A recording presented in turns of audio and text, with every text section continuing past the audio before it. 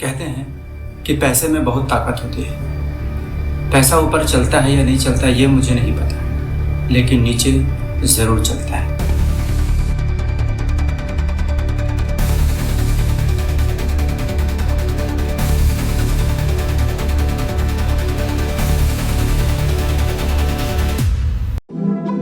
पैसे से वो हर चीज़ खरीदी जा सकती है जो बिकती हो। इसलिए कहा जाता है बाप बड़ा न मैया, सबसे बड़ा रुपया। पैसे का बोलबाला हर जगह है, इसकी अहमियत हर जगह है। पैसे को सोशल मीडिया से लेकर शिक्षा, अस्पताल, दफ्तर, स्कूल, कॉलेज, सोसाइटी, यहाँ तक कि अध्यात्म तक में पैसे की गर्मी सर चढ़कर बोलती है। और ऐसी गर्मी के बिना नहाए धोए फ्रेश दिखोगे। पैसे से माँ बाप भाई नहीं खरीद सकते, लेकिन माँ बाप भाई जैसा खरीद सकते हो। इंसान को हर चीज़ की ज़रूरत होती है, लेकिन हर चीज़ मिलती नहीं। आप सोच रहे होंगे कि आप पैसे के बारे में इतना बोल क्यों रहे हो। स्वामी जी, आपको पैसे की ज़रूरत नहीं है? कैसे नहीं है, मुझे भी पैसे की ज़रूरत होती है। मैं किसी के आगे हाथ नहीं फैलाता, भीख नहीं मांगता, किसी को कुछ बताता हूँ, सलाह देता हूँ, मेहनत करता हूँ, अपनी कीमती समय 2-4 घंटे देता हूँ तो जाकर पैसा कमाता हूँ। पैसे की ज़रूरत हर इंसान को होती है, चाहे वो विवाहित हो या अविवाहित। जो विवाहित है उसे अपने परिवार, अपने बच्चों के लिए पैसे की ज़रूरत होती है। जो अविवाहित है उसे अपने लिए, अपने माता पिता, छोटे भाई बहन। मेरे साथ भी पैसे को लेकर बहुत सारी घटनाएं हुई और अभी भी हो रही हैं। मैं आगे आपको बताऊंगा, लेकिन पहले यदि सब्सक्राइब कर लें और अपना बहुमूल्य समय आप मुझे दें। चलो कोई बात नहीं। मैं कह रहा था कि सोशल मीडिया तो सोशल मीडिया प्लेटफॉर्म एक ऐसा प्लेटफॉर्म है जो अथाह समंदर की तरह है, और इस समंदर में पानी की जगह पैसा ही पैसा है। अगर हम बात करें पूरी दुनिया की जनसंख्या की, तो आज के समय में 8.3 अरब अर्थात 8.3 बिलियन से भी अधिक हो गई। और अगर इस दुनिया में सोशल मीडिया का इस्तेमाल करने वालों की संख्या लगभग 5.66 के करीब। केवल भारत में ही लगभग 50 करोड़ लोग सोशल मीडिया का इस्तेमाल करते हैं, जो भारत की जनसंख्या का लगभग 33% है।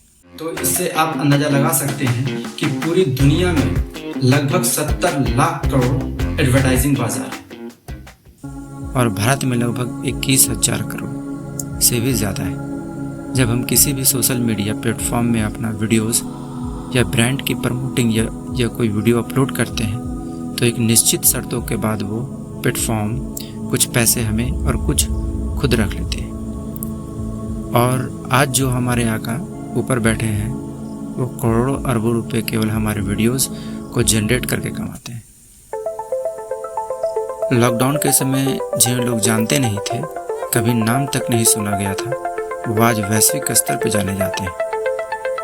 सोशल मीडिया आज हर क्षेत्र में अपने आप को स्थापित कर चुका है, चाहे वो ग्रोसरी मार्केट हो, आईटी सेक्टर हो, कंस्ट्रक्शन फील्ड हो, एजुकेशन फील्ड हो, एंटरटेनमेंट फील्ड हो, आध्यात्मिक क्षेत्र हो या फिर पॉलिटिक्स हो।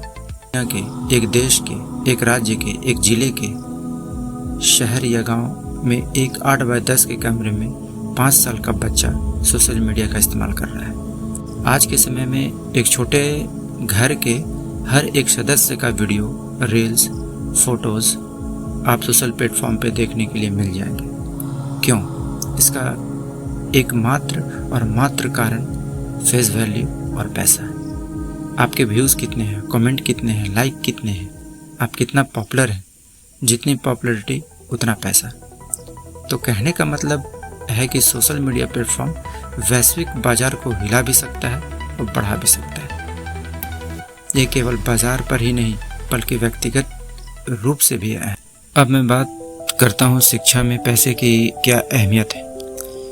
तो मैं बहुत बड़ी बात नहीं कहूँगा, ये मेरी ही घटना है। मेरे साथ एक घटना ये हुई थी कि मेरी बच्ची को 5th क्लास की किताबें चाहिए थी। मैं दुकान पे गया और कहा कि मुझे 5th क्लास की फलना स्कूल की बुक पूरी सेट चाहिए।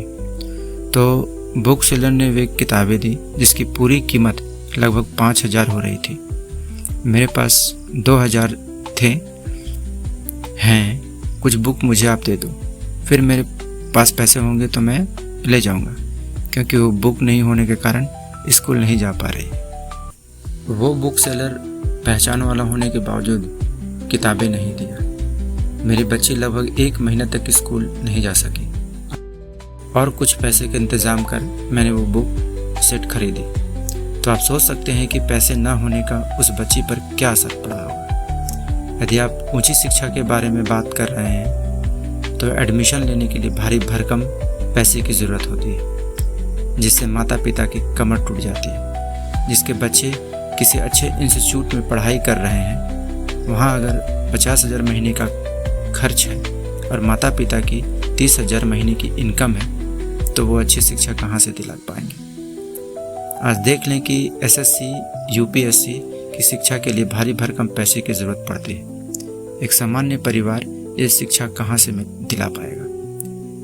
इसलिए मैं यही कहूँगा कि पैसे हैं तो ऊंची शिक्षा की पढ़ाई करो, वरना घर पर ही ऐसी तैयारी करो कि बाद में उस संस्था को सोचना पड़े कि काश ये बच्चा मेरे संस्था से पढ़ कर निकलता होता तो क्या बात होता। इसलिए अगर पैसे हैं तो अच्छे स्कूल में जाएं, पैसे हैं तो अच्छे कॉलेज में जाएं, पैसे हैं तो अच्छे विश्वविद्यालय में जाएं, और अगर ना हो तो खुद पे इतना मेहनत करें कि जो आप पाना चाहते हैं वो आपको मिल जाए। मेरी ये भी घटना एक मेरी ही है। मेरी पत्नी एक हॉस्पिटल में एडमिट थी। मैं इस बात से अनभिज्ञ था कि वहाँ कितने पैसे लगेंगे। वो स्थिति ही ऐसी थी। ऑपरेशन होने से पहले हॉस्पिटल के एक स्टाफ ने 1 लाख रुपए जमा करने को कहा। उस समय मेरे पास केवल 20,000 रुपये ही थे। मैंने कहा मैं इंतज़ाम कर दूंगा, आप ऑपरेशन कीजिए। उन्होंने साफ इनकार कर दिया। पहले पैसा फिर ऑपरेशन। मैंने वहाँ से डिस्चार्ज करवाया और एक संस्था द्वारा स्वचालित हॉस्पिटल में एडमिट कराकर ऑपरेशन करवाया। इस तरह ना जाने कितने लोग हैं जो महंगे इलाज का वहन नहीं कर सकते। हम मल्टी स्पेशलिस्ट हॉस्पिटल में जाते हैं तो सबसे पहले एंट्री गेट के पास सुस्वागतम लिखा होता है। अंदर जाने पर सोफे लगे होते हैं, कुछ स्टील की चेयर लगी होती हैं, कारपेट एरिया में सेंट्रल एसी लगी होती है, झूमर लगा होता है, अच्छी लाइटिंग लगी होती है, 4-5 स्टाफ काउंटर के पास होते हैं। अंदर में ही दवाई की दुकान सजी संवरी होती है। ऐसा लगता है मानो आप हॉस्पिटल में नहीं किसी टूरिस्ट प्लेस में के होटल में आए हैं। हमारा पैसा इसी मेंटेनेंस में ज़्यादा खर्च होता है। वे सारी चीज़ों को जोड़कर एक भारी भरकम बिल आपके हाथों में थमा देते हैं। किस चीज़ के नाम पे? तो फैसिलिटी के नाम पर। मजबूरी है, देना पड़ता है। साथ में पेशेंट है, वो क्या करे।